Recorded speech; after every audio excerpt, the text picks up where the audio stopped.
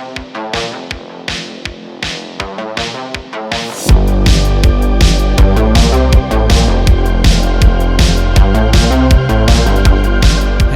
and welcome to Diecast Restos, where this week I'm asking, is this the worst Matchbox replica casting?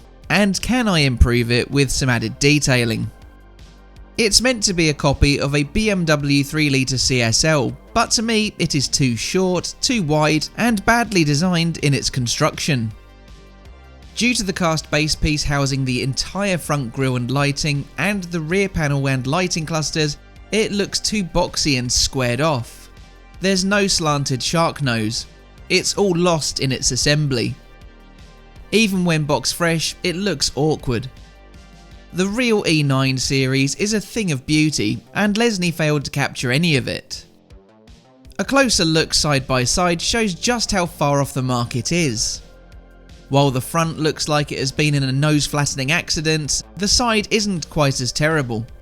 The cabin looks okay, it even has a Hofmeister kink. But the trim line is a bit too low and the wheel arches a bit too pronounced.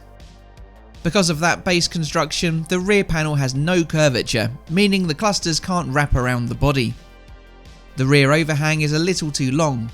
Again, it just looks like it has been in an accident. I do like that tailpipe though. I got these Alpina style multi-spoke wheels a long while back, and they're a little flimsy, so I wouldn't recommend them for anything other than static display. Hopefully they'll go some way to improving the look of the model. Lesney produced some absolutely terrible castings in the 70s when they were desperately trying to stay relevant and play catch up with Mattel. Some of their fantasy models were frankly hideous. Their scale replica pieces were far better than the ideas thought up in-house. Not all were though. I can't think of many, if any, worse than this. I just cannot get my head around using the base to incorporate the grille and front and rear lighting. I suspect it was a cost-saving measure to negate any trim being required, utilising a basic silver or unpainted base to differentiate. While not based on the exact same car, French rivals Majorette did a terrific job with their 3-litre CSI model, one that I've previously worked on as you see here. The proportions are significantly better. What's more of a kick in the unmentionables for Lesney is that Majorette released their model 3 whole years earlier. The Matchbox model arrived in 1976, replacing the gorgeous but hopelessly unsuccessful Ford Group 6 racing car at number 45 in the range. It was painted orange for its entire mainline run and could be found with or without a BMW sticker on the bonnet. Transparencies could be green tinted or clear. This casting is 10 a penny, as it was produced mostly unchanged through until 1981. The German market received its own unique version for 1977 and 78. These were painted white with a green bonnet and boot lid, reminiscent of a German police livery. Green palette-size stickers were fitted to the sides and the number 123 was affixed to the bonnet. The casting was modified to allow for a red or blue beacon to sit atop the roof over the driver's seat. A similar model with the green panels replaced with red ones is also another rare variation. The basic casting was one of those produced for a time in Bulgaria using old Lesney tooling. These were available in a wide array of colours, often undocumented. Metallic green and metallic blue versions are shades of note that I've seen. The 3-litre CSL model was finally mercifully replaced in 1982 by the Kenworth Cabover Aerodyne. The casting really did little to complement the real 3-litre CSL. It was a 1972 homologation special, built to make the car eligible to compete in the European Touring Car Championship. Based on the new Class E9 platform, 1,265 CSLs would be built up to 1975. The L stood for light, with its lightness achieved by using thinner steel, removing trim and deleting soundproofing.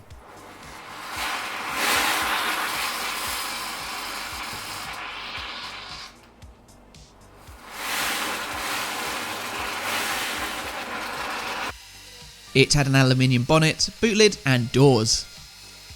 Another way of reducing the car's weight was by using perspex for the side windows. However, not all CSLs were lightened to this extent. The UK importer insisted that all 500 cars ordered retained the soundproofing, electric windows and stock E9 bumpers. Initially, the CSL used the same 3-litre M30/6 as the 3-litre CS from the year prior, though it did have its bore increased by 1/4 of a millimetre to make it 3003cc. This was done 3 months after the car had been launched to allow it to be entered into over 3-litre racing categories. A more substantial increase followed in 1973 when displacement was increased to 3.2 litres, producing 203 horsepower.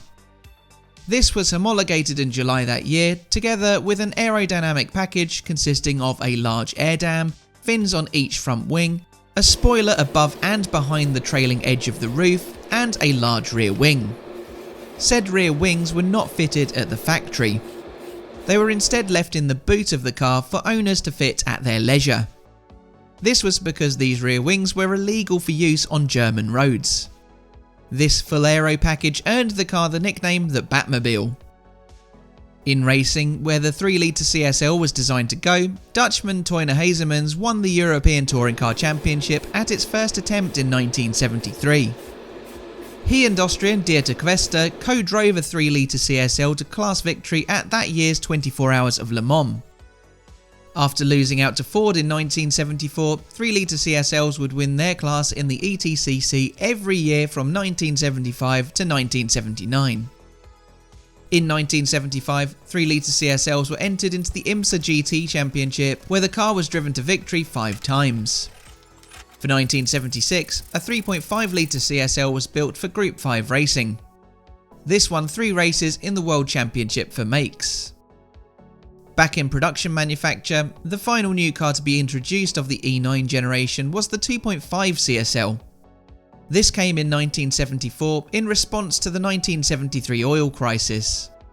Buyers could now choose to have a smaller, more economical engine. This engine was borrowed from the 2500 saloon and produced 150 horsepower. Only 874 of these were made, with E9 production ending in 1975. The E9 was replaced by the new 6 Series E24 model for the following year.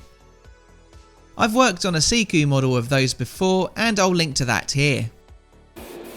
Anyway, I'm picking up my commentary of this build again now that I've dismantled, paint stripped, fixed a broken A-pillar, painted the base and interior black, filed down the pitted nose of the car, and painted it silver. My hope remains that these modifications help to make the model look a little bit closer to the real car. That hope remains slender. The grille is very nicely detailed, as are the rear lights, so while the shape and fitment may be entirely wrong, with any luck this detailing can improve the look. My additions will include picking out the badges, door handles, side lights, vents and chrome arch trim on the body, plus the full colour of the rear light clusters.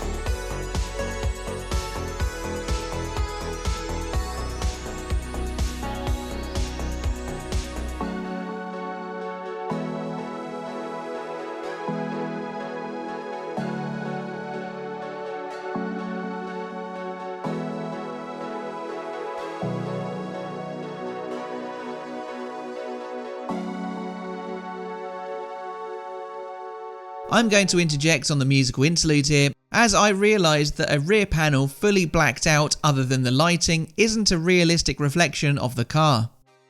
So I undo all of the rear detailing by going over it in silver to try and match the body colour. I really went about this custom in an arse about face way.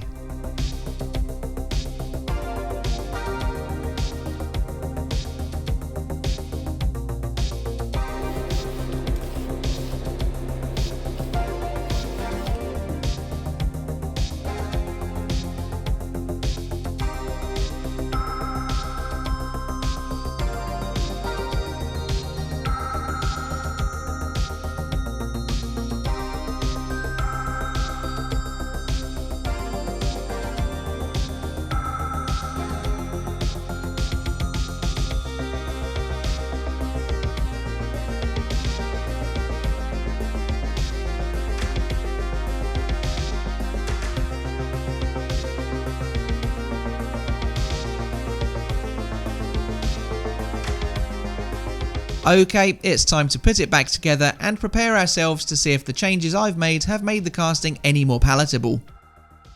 Against a black leathery interior, this green tinted transparency shouldn't look quite as garish as before. Then with that interior in situ, it's time to reintroduce the base, which is secured with a pair of 3mm M2 laptop screws. So this is how the awkward Matchbox 45D BMW 3-litre CSL was looking. Aside from its design flaws, the model was suffering from a broken A-pillar and significant pitting to the front of both the body and base. My aim was to make this model a little more acceptable looking through detailing, colour changes and a wheel swap. I hope that these could have an effect on how you see the poorly designed model, maybe shifting focus to other areas. Has my idea worked? In a word, no. The black painted base and thus black grille with details picked out in chrome remains the wrong shape, regardless of what I might try. The wheel arches are just too wide as well, but the wheels are an improvement over the old chunky 5 arches. Again, the back, while better, is just too flat and too square at the edges. It seems no amount of detailing could polish this turd. As I said before, I'm baffled as to why the front and rear panels were incorporated into the base piece. It just ruins the entire model. Thankfully, Matchbox have recently redeemed themselves with an infinitely nicer casting which has the right slender proportions. This model should be consigned to the dustbin of history in my opinion, but what do you think? Let me know your thoughts down in the comments and leave a like if you agree with my assessment. So thanks for watching and I'll see you again for the next one. Bye for now.